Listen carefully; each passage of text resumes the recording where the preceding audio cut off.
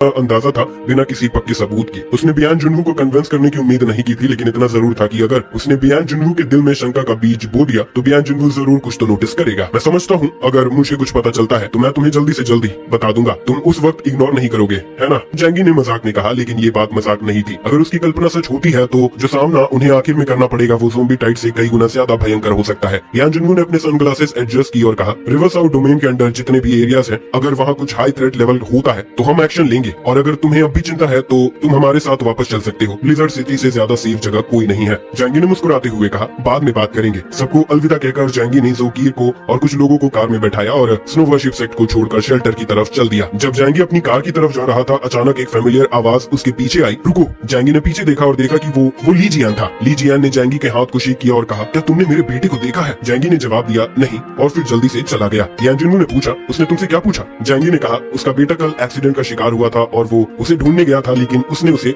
नहीं पाया, शायद वो मर गया है। फिर बियान जुनवू ने जैंगी के कंधे पर हाथ रखते हुए कहा, बॉन वॉयज, जो फ्रेंच में हैव अ गुड ट्रिप मतलब होता है। जैंगी ने धीरे से कार चलाते हुए ज़ोंबी से भरे बैटलफील्ड को छोड़ दिया। बियान जुनवू ने उसे हाथ हिलाते हुए कहा, लगता है मुझे थोड़ा और रुकना पड़ेगा। जैंगी ने रियर व्यू मिरर के जरिए स्नो वर्शिप कैंप को मिक्स फीलिंग के साथ देखा। उसने अपनी पॉकेट से एक व्हाइट क्लॉथ निकाला जिसमें छोटी छोटी लाइंस में लिखा हुआ था, 28 दिन पहले मेरी 3 लोग की फैमिली और हमारे नेबर्स को ग्रेट डिग्री के द्वारा स्नो वर्शिप कल्ट के पास ले जाया गया। युआन कोंगी ने मेरी एबिलिटी को जगाने के बाद मुझे चर्च के बगल में एक अबैंडन बिल्डिंग में ले गई। वहाँ मैंने एक ह्यूज प्लांट देखा जिसे उन्होंने ब्लड वाइन कहा। युआन कोंगी ने मुझे बताया कि मेरी जिम्मेदारी थी कि मैं अपनी एबिलिटी से इसे कल्टीवेट करूं। मेरी एबिलिटी प्लांट के ग्रोथ को एक्सेलरेट करती है और जो प्लांट्स मैं कल्टीवेट करता हूं उनकी वाइटलिटी ज्यादा होती है। लेकिन धीरे धीरे मुझे लगा कि कुछ गलत है। नहीं, पूरे स्नो वर्शिप सेक्ट में कुछ गलत है। पहले जो लोग ब्लड वाइन के रेड फ्रूट को लेते हैं उनकी स्पिरिट्स ट्रांस और एक्साइटमेंट में चली जाती है, जो हेलुसिनेशन के जैसे होता है। ये बूढ़ा आदमी चुपके से मुझे ये फ्रूट दे रहा था। जैंगी ने ली जियान के डेस्परेट चेहरे को याद किया जैसे एक मरा हुआ पेड़। उसने बेचैनी से शाय किया और कहा, उसका बेटा मर गया है। अगर ऐसा ना होता तो मुझे लगता है कि उसकी नेचर के हिसाब से वो ये सब नहीं बताता। ये क्या है? ज़ोकीर ने क्यूरियोसिटी से पूछा जब उसने देखा कि जैंगी क्या पकड़े हुए है। जैंगी ने व्हाइट क्लॉथ को छुपाया और हल्का सा मुस्कुराया, कुछ नहीं, मेरे बदले हुए अंडरवियर है। पीछे बैठे हुए चूल्हे ने हंसना शुरू कर दिया, लेकिन ज़ोकीर का चेहरा अचानक से अजीब हो गया। तुम्हारे पास अब भी अंडरवियर बदलने का वक्त है? हम स्नो वर्शिप सेक्ट कैंप में लगभग 10 दिन से हैं और शावर लेने का मौका नहीं मिला। तो जैंगी का ये कहना थोड़ा सस्पिशियस लग रहा है। जैंगी ने मुस्कुराते हुए सोचा, स्नो वर्शिप कल्ट लगता है मेरे अंदाजे से भी ज्यादा बुरा है। कुछ घंटों बाद जैंगी और उसके दोस्त शेल्टर वापस आ गए। रास्ते में उन्होंने कुछ स्कैटर्ड ज़ोंबीज देखे जो ज़ोंबी किंग के कमांड के बिना मकसद के स्नो फील्ड पर घूम रहे थे। कुछ ज़ोंबीज तो पूरी तरह से फ्रोजन हो चुके थे और शायद मर चुके थे। -60 डिग्री सेल्सियस के एनवायरनमेंट में कोल्ड रेजिस्टेंट वायरस भी सर्वाइव नहीं कर सकते और फूड की कमी के साथ मौत तो लाजमी थी। शेल्टर में यांग शिनशिन एक उदासी भरी चेहरे के साथ खिड़की से बाहर देख रही थी, क्योंकि वो जैंगी और दूसरे लोगों के साथ ज़ोंबी से लड़ने नहीं जा सकती थी। यांगमी ने सबके लिए खाना तैयार रखा था और उससे कहा, शिनशिन, जैंगी और दूसरे लोग जल्दी वापस आएंगे, यहाँ बस लेटे मत रहो और देखते मत रहो। यांग शिनशिन ने उदासी के साथ कहा, कब मैं भी अपने भाई और दूसरे लोगों के साथ ज़ोंबी से लड़ सकूंगी? मैं बाहर ज़ोंबीज को बिना किसी डायरेक्शन के घूमते हुए देख सकती हूँ। अचानक 2 स्नोमोबाइल्स मोटी बर्फ से निकलती है। शिनशिन ने कहा, वो वापस आ गए। मेटल डोर अंदर से खुल गया और जैंगी ने कंधे पर फ्लावर के साथ टीम के 5 सदस्य शेल्टर में आए जैसे वो वॉर हीरोज हो। शेल्टर में वापस आने के बाद सब कुछ पहले की तरह ही था, बिना किसी खास बदलाव के। यांग शिनशिन और दूसरे लोग जानते थे कि जैंगी और उसके दोस्त ने अभी एक खतरनाक बैटल का सामना किया है, इसलिए जैसे ही जैंगी और उसके दोस्त दरवाजे से अंदर आए, ये लड़कियां और औरतें एक्साइटेडली उनके पास भाग गई। जैंगी, क्या आप ठीक हैं? यांग शिनशिन ने परेशानी से कहा, भाई आप वहाँ रिस्क ले रहे हैं जबकि हम बस घर पे ही रह सकते हैं। हम बिल्कुल भी मदद नहीं कर सकते। मैं वाकई में बहुत सॉरी हूँ। जैंगी और उसके दोस्तों के शेल्टर वापस आने के बाद सबने एक लाविश मील एंजॉय किया। यांग शिनशिन और लू कैरन काफी अपोलोजेटिक लग रही थी और जैंगी ने उनके सर पर हाथ रखा और कहा, कोई घबराने की बात नहीं है, हम सब ठीक है। हर किसी की अलग एबिलिटीज है और हर कोई अपना काम कर रहा है। अपने आप को इतना ब्लेम मत करो, और जब तुम्हारे बड़े भाई यहाँ है तो डेंजर क्या हो सकता है? जैंगी ने अपने मसल्स दिखाते हुए हीरो की तरह अपनी बात कही। यांग शिनशिन और लू कैरन ने तालियां बजाई और हंसी मस्ती शुरू हुई। यांगमी और ज़ो हाइमे ने एक ग्रैंड डिनर प्रिपेयर किया सबके लिए, क्योंकि वो लोग बाहर कुछ दिन के लिए गए थे। डिनर के दौरान सबने चीयर्स किया और ज़ोंबी के अगेंस्ट विक्ट्री सेलिब्रेट की। जैंगी ने यांगमी से पूछा कि क्या शेल्टर के आसपास कुछ हुआ है जब वो लोग बाहर थे। यांगमी ने कहा कि सब कुछ बिल्कुल शांत था, कुछ नहीं हुआ। जैंगी ने इस पर रिलीफ की सांस ली और सब मिलके बड़े राउंड टेबल के अराउंड बैठे और खाना खाया। डिनर के दौरान सबने स्नो वर्शिप कल्ट कैंप के इंसिडेंट्स के बारे में बात की। Hundreds of thousands of zombies के मारने की कहानी सुन के सबको डर लगा। लू कैरन ने पूछा, आप लोग बाहर कैसे थे? जैंगी ने सीरियस फेस बनाते हुए कहा, हमारी टीम को कोई खतरा नहीं हुआ, लेकिन बाहर की टीम्स में कम से कम 1% लोग ही बचे हैं। मैं नहीं जानता कि हेवनली सीसीटी में अब कितने लोग बचे हैं, शायद हम आखिरी सर्वाइवर्स हैं। लू कैरन का चेहरा थोड़ा उड़ा हुआ था क्योंकि इतने लोनलीनेस का एहसास होने लगा था। मोटे चुल्ले ने कहा, इतना उदास मत हो, हमारी टीम जिंदा है, जो कि सबसे अच्छी रिजल्ट है। आओ चीयर्स करते हैं हमारी स्टेज्ड विक्ट्री के लिए। जैंगी ने भी पूछा कि क्या यांगमी ने सुपरनैचुरल फूड्स बनाना कंटिन्यू किया है। यांगमी ने जवाब दिया, हाँ मैं हर दिन बनाती हूँ। तुम फ्रंट लाइन पे लड़ रहे हो और मैं रियर में आइडल नहीं रह सकती। मैंने सारी फूड रेफ्रिजरेटर्स में रख दी है। जैंगी ने सोचा कि सुपरनैचुरल फूड का इफेक्ट कितना टाइम तक रहेगा और नोट किया कि अगर 10 दिन के बाद नहीं खाया गया तो इफेक्ट कंप्लीटली खत्म हो जाएगा। डिनर के बाद सबने फुल स्टमक और कुछ लोगों ने थोड़ी ड्रिंक भी की। मोटा चुन्ने इतना डर गया था कि उसने 2 बॉटल्स वाइन पी दी और अंकल यू ने उसे बाथरूम में ले जाके वॉमिट करवाया और फिर उसे रेस्ट करने के लिए रूम में ले गया। जैंगी ने भी थोड़ा वाइन पी, लेकिन उसका अल्कोहल टॉलरेंस अच्छा है तो वो ड्रंक नहीं हुआ। डिनर के बाद जैंगी ने कहा, मैं खाना खत्म कर चुका हूँ, यांग शिनशिन तुम मेरे साथ कंट्रोल रूम में चलोगी। यांग शिनशिन ने नोट किया और जैंगी के साथ कंट्रोल रूम की तरफ चल दी।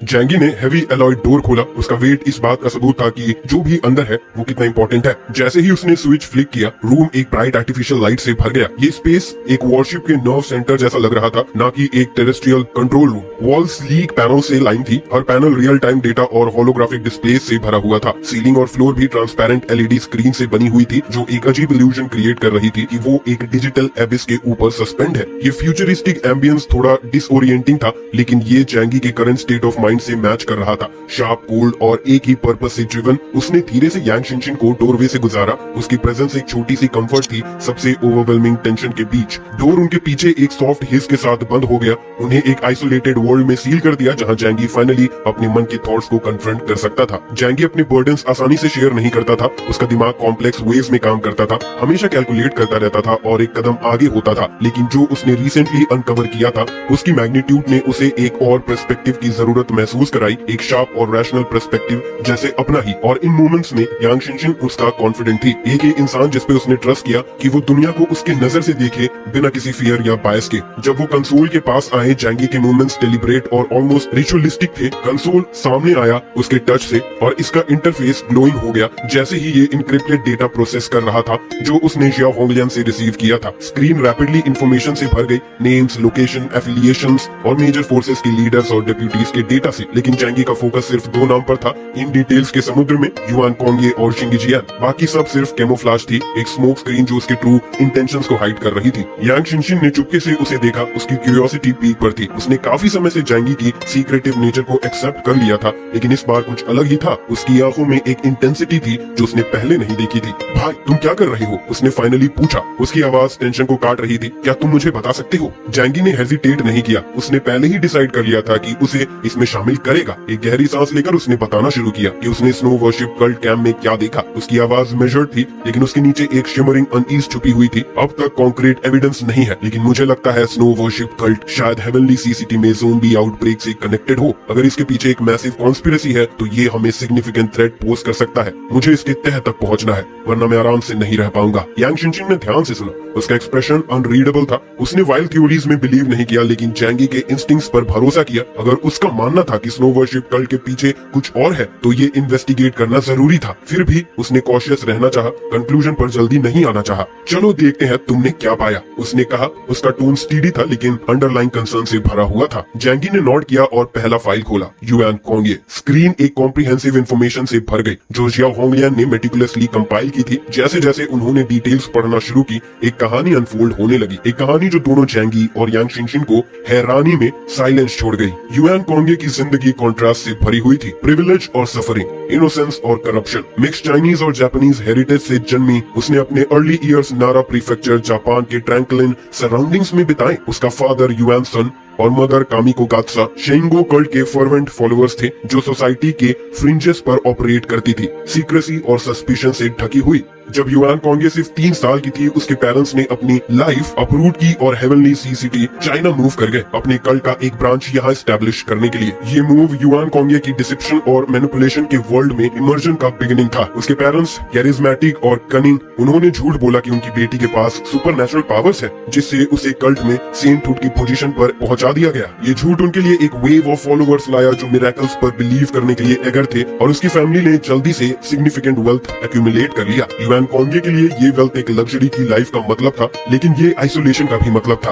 उसे एक ऐसे एनवायरमेंट में पाला गया जो रिचुअल्स और एक्सपेक्टेशन से भरा हुआ था, जहाँ हर एक्शन को सोच समझ कर किया जाता था और हर वर्ड को केयरफुली मेजर्ड किया जाता था। अपनी यंग एज के बावजूद उसने डिवाइन का पार्ट प्ले करना सीख लिया था, जबकि वो जानती थी कि वो बस एक ऑर्डिनरी गर्ल थी जो एक एक्स्ट्रा ऑर्डिनरी लाइफ में फंसी हुई है। लेकिन ये इल्यूजन तब टूट गया जब उसने 16 साल की उम्र में अपने पेरेंट्स को एक सडन प्लेन क्रैश में खो दिया। जब वो जापान से कल्ट गैदरिंग से वापस आ रहे थे, युआन कोंगे अकेली रह गई, वल्नरेबल और उन्हीं फॉलोअर्स के मर्जी पर जो कभी उसकी पूजा करते थे। कल्ट मेंबर्स को जब ये समझ आया कि उन्हें डिसीव किया गया है, तो उन्होंने रेज में उस पर हमला कर दिया। जो कुछ भी उसके साथ हुआ वो एक नाइटमेयर था, ब्रूटैलिटी का डिस्प्ले, जहां उन्होंने अपनी फ्यूरी उस लड़की पर उतारा जिसे कभी वो वर्शिप किया करते थे। हेवनली सी सिटी पुलिस ने इस इंसिडेंट को 2046 में रिकॉर्ड किया। इसे उनके अब तक के सबसे हेनियस केसेस में से एक के रूप में लेबल किया गया। युआन कोंगे को बेयरली अलाइव पाया गया था, उसकी बॉडी अच्छी कंडीशन में नहीं थी और उसका स्पिरिट क्रश्ड हो गया था। जो इन्वेस्टिगेशन फॉलो हुई वो डेलिबरेटली वेग थी, जो सही तरीके से डिटेल्स को नहीं दे रही थी और बहुत कुछ छुपा रही थी, शायद इस केस के सेंसिटिव नेचर और इन्वॉल्व पावरफुल लोगों की वजह से। इस हॉरिफिक ऑर्डरियल के बाद युआन कोंगे कुछ सालों के लिए गायब हो गई। उसका कोई ट्रेस नहीं था, कोई रिकॉर्ड्स, साइटिंग्स, कुछ भी नहीं, जैसे वो दुनिया के चेहरे से गायब हो गई थी। लेकिन अपोकलिप्स के आफ्टरमैथ में वो फिर से सामने आई, अब एक ब्रोकन गर्ल के रूप में नहीं, बल्कि स्नो वर्शिप कल्ट के फॉर्मिडेबल लीडर के रूप में। अपने पेरेंट्स से सीखे हुए मैनिपुलेटिव टेक्निक्स का यूज करके उसने धीरे धीरे अपनी लाइफ को रीबिल्ड किया, इस बार एक सिंगुलर पर्पस के साथ जो स्नो की तरह कोल्ड और रिलेंटलेस लगता था। जैंगी और यान शिंगशिन चुप हो गए। युआन कोंगे के पास का वेट हवा में भारी हो गया। जैसे जैसे उन्होंने और जाना, वैसे वैसे टॉर्चर गर्ल और पावर कल्ट लीडर के बीच का इमेज रिकॉन्साइल करना मुश्किल होता गया। ये बिलीव करना ऑलमोस्ट इम्पॉसिबल है, जैंगी ने फाइनली कहा। उसकी आवाज डिसबिलीव और एडमिरेशन के साथ मिक्स थी। कोई जो इतना सफरिंग झेलता है और फिर इतनी पावर में राइज करता है, ये तो जैसे ट्विस्टेड फेरी टेल सा लगता है। यांग शिनशिन ने अपने सर को हिलाया, उसकी आंखों में सोच की गहराई थी। जब लोग इतने एक्सट्रीम एक्सपीरियंसेस से गुजरते हैं, वो बिना बदले नहीं आते। अगर मैं होती तो या तो मैं दुनिया को तोड़ना चाहती या अपने इमेज के हिसाब से रीबिल्ड करना चाहती। शायद वो वही कर रही है। जैंगी ने अपने हाथों को क्रॉस किया, अपने दिमाग में उसके शब्दों को सोचता हुआ। ये बहुत कुछ एक्सप्लेन करता है। कोई भी ये नहीं पूछता कि स्नो वर्शिप सेक्ट को ज़ोंबी क्राइसिस के दौरान सबसे ज्यादा क्यों सफर करना पड़ा। उन्होंने लगभग 10,000 फॉलोवर्स खो दिए, फिर भी युआन कोंगे को देखकर लगता है कि जैसे उसे कोई फर्क नहीं पड़ता। असल में ये लगता है जैसे उसने ये एक्सपेक्ट किया था। यांग शिनशिन की नजर तेज हुई। क्या तुम कह रहे हो कि उसने उनकी सैक्रिफाइस की? क्या उसने उनकी मौत को कुछ बड़ा कवर करने के लिए यूज किया है? जैंगी का एक्सप्रेशन डार्क हो गया। उसके लिप्स के कोने पर एक स्लाइट स्मोक था। मुझे पहले प्रूफ नहीं था,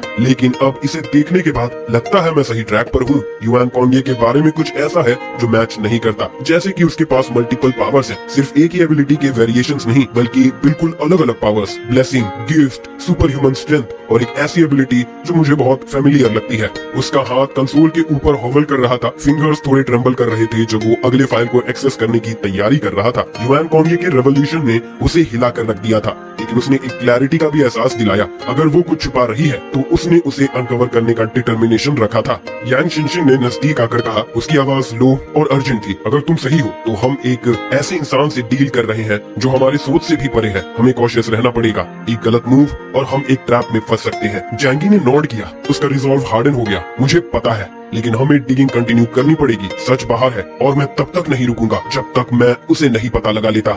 यांग शिनशिन ने ऊपर देखा और कहा, जैंगी, क्या आपके पास इस बात को साबित करने के लिए कोई सबूत है? जैंगी के चेहरे पर हल्का सा मुस्कुराहट आया। पहले कोई सबूत नहीं था, पर अब है। जैंगी जल्दी में नहीं था। उसने धीरे धीरे सब डाउट्स बताए जो उसने शुरू में सोचा था। मुझे पता था कि युआन कोंगे के पास कई सुपर पावर्स हैं, न कि एक ही सुपर पावर का कई एप्लीकेशंस, बल्कि अलग अलग सुपर पावर्स। जैंगी ने अपने बाहों को क्रॉस करके हल्की सी मुस्कुराहट के साथ कहा, ये डेफिनेटली अब नॉर्मल है। अगर उसके पास अपने सुपर पावर्स हैं, तो उसे छुपाने की जरूरत नहीं थी। जब हम ज़ोंबी टाइट से लड़ रहे थे, पर उसने कभी भी किसी को नहीं दिखाया। इसका मतलब है कि इन सुपर पावर्स के साथ कुछ अनस्पीकेबल सीक्रेट्स हैं। तो मैं ये कंक्लूड कर सकता हूँ कि ये सुपर पावर्स किसी और से ली गई हैं, और सोर्स है आइस सोल, जो उसके बॉडी से अलग हुआ है। यांग शिनशिन का एक्सप्रेशन सीरियस हो गया। अगर ऐसा है तो कोई नहीं कह सकता कि युआन कोंगे अब कितना स्ट्रॉन्ग है। हर म्यूटेंट के अपने वीकनेस होते हैं, पर अगर एक इंसान के पास एक साथ बहुत सारी एबिलिटीज हैं, तो वो लगभग इनवल्नरेबल होती है। जैंगी ने कहा, इसीलिए वो हेवनली सी सिटी में कांस्टेंट वॉर की तलाश करती है, क्योंकि जो आइस सोल को पाते हैं उनकी उसके लिए कोई अहमियत नहीं है। जब तक वो जिंदा है तब तक उनकी एबिलिटीज युआन कोंगे को नहीं मिलती। सिर्फ जब वो मर जाते हैं तब उनकी एबिलिटीज युआन कोंगे को मिलती है।